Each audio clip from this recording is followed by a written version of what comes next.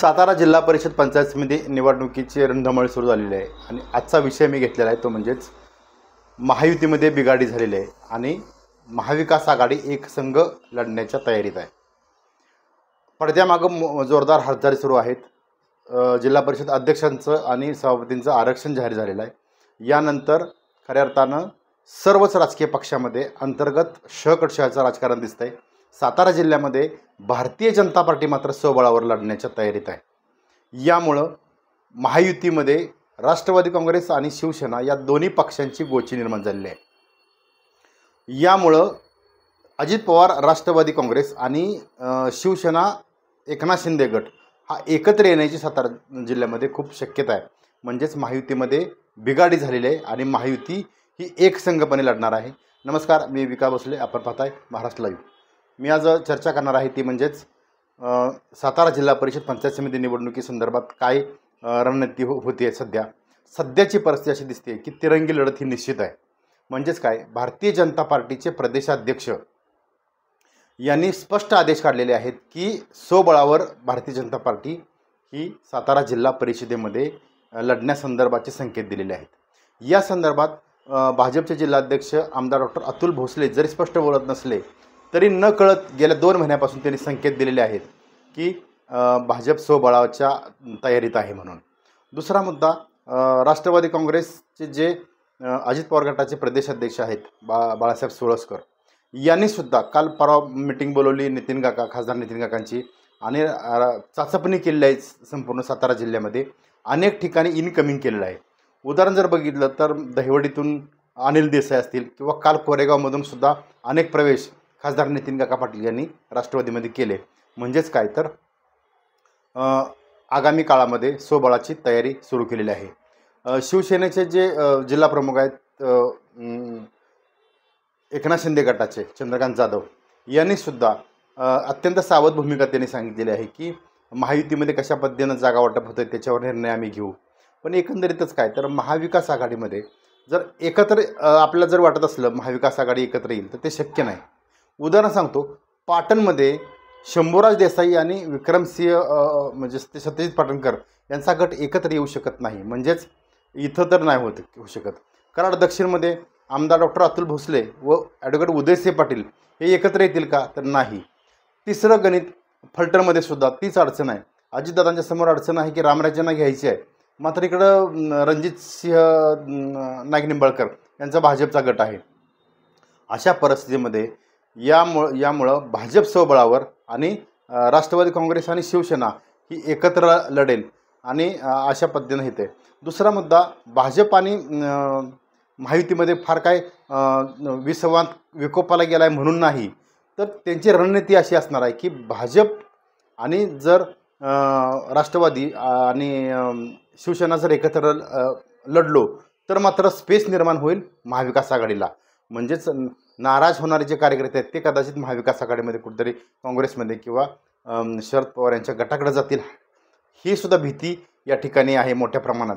यामुळं पुढच्या राजकारणाच्या दृष्टीनं सध्या वेगवेगळे लढू आणि जर जागा कमी पडल्या तर एकत्र येऊन सत्ता स्थापन करू सातारा जिल्हा परिषदेची, अशी सुद्धा रणनीती महायुतीमध्ये सध्या आहे। म्हणजेच काय तर आपल्या कार्यकर्त्यांना सांभाळण्यासाठी भाजप मात्र स्वबळावर लढणार, शिवसेना आणि राष्ट्रवादी काँग्रेस अजित पवार गट हे एकत्र लढतील। दुसरीकडे काय चाललं आहे ते तुम्हाला सांगतो। महाविकास आघाडीमध्ये आम्ही काल ज्यावेळी काँग्रेसचे जिल्हाध्यक्ष रणजित देशमुख यांनी अनौपचारिक गप्पा मारताना सांगितलं की कसल्याही परिस्थितीत महाविकास आघाडी ही एकत्रच राहणार आहे। म्हणजेच राष्ट्रीय काँग्रेस, शरद पवार यांचा गट, राष्ट्रवादीचा शरद पवारांचा गट आणि उद्धव ठाकरे यांची शिवसेना आणि RPIचा जो गट आहे किंवा मनसेसुद्धा सोबत बरोबर असेल आणि जे मित्रपक्ष आहेत हे सगळ्यांची मोठ एकत्र बांधून ही जिल्हा परिषद पंचायत समिती आणि नगरपालिका लढवल्या जातील असं त्यांनी स्पष्ट सांगितलेलं आहे। या संदर्भात तर राष्ट्रवादी काँग्रेस अजित पवार गटाचे जिल्हाध्यक्ष सुनील माने यांनी सुद्धा याच गोष्टीला दुजोरा दिलेला आहे। याचबरोबर शिवसेना उद्धव बाळासाहेब ठाकरे गटाचे जिल्हा प्रमुख हर्षद कदम आणि यशवंत घाडगे हे सुद्धा महाविकास आघाडीच्या या निर्णयासाठी अनुकूल आहेत। किंबहुना 3 दिवसापूर्वी महाविकास आघाडीच्या या सर्व नेत्यांची बैठक झाली आणि यावर पुढची रणनीती आखली गेलेली आहे। म्हणजेच महाविकास आघाडीचे नेतृत्व करलेले प्रदेशाध्यक्ष जे आहेत शशिकांत शिंदे हे सातारा जिल्ह्यातले आहेत. यामुळं या महाविकास आघाडी ही एकसंघपणे लढेल. मात्र महायुतीमध्ये 2 गट असतील, भाजप स्वबळावर आणि अजित पवार गट यांचा आणि त्याच्याबरोबर शिवसेना एकनाथ शिंदे यांचा गट. म्हणजेच काय तर पाटण दक्षिण, कराड दक्षिण आणि फलटणमध्ये झालेली समीकरणं, त्याचबरोबर कराड उत्तरमध्ये सुद्धा उभी लढत पाहायला मिळेल. ते म्हणजेच भाजप विरुद्ध शरद पवार यांचा राष्ट्रवादी काँग्रेस.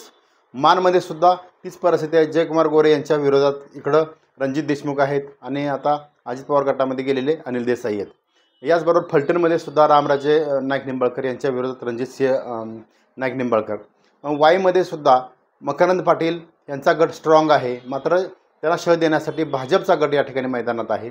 परवा ज्यावेळी 8-10 दिवसापूर्वी ज्यावेळी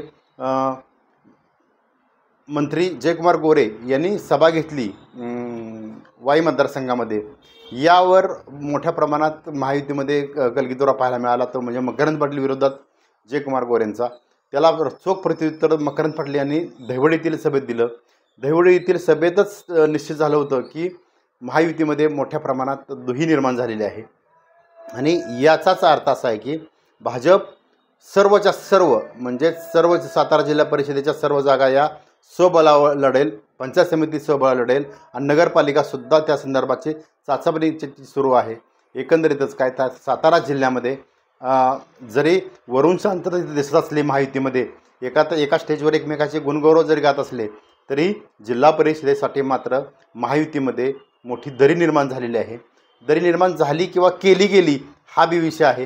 कारण यांचं 2 पक्षांचं अंडरस्टँडिंग इतकं जबरदस्त आहे ह्या गोष्टीचं की वेगळं लढू आणि त्या लढल्यानंतर जर नंतर एकत्र येऊया म्हणजेच कार्यकर्त्यांना सुद्धा न्याय मिळेल आणि स्पेस निर्माण होणार नाही विरोधकांना, ही सुद्धा स्ट्रॅटेजी सध्या महायुतीनं आखलेली दिसते. एकंदरीतच काय तर सातारा जिल्हा परिषद पंचायत समितीसाठी सर्वच महायुती आणि महाविकास आघाडी सज्ज आहे. एकंदरीत एक लाईन सांगतो तुम्हाला, तर सातारा जिल्हा परिषद आणि पंचायत समितीमध्ये तिरंगी लढत ही अटळ आहे. एवढंच एकंदरीत आजच्या विश्लेषणावरून सांगण्यात येतं.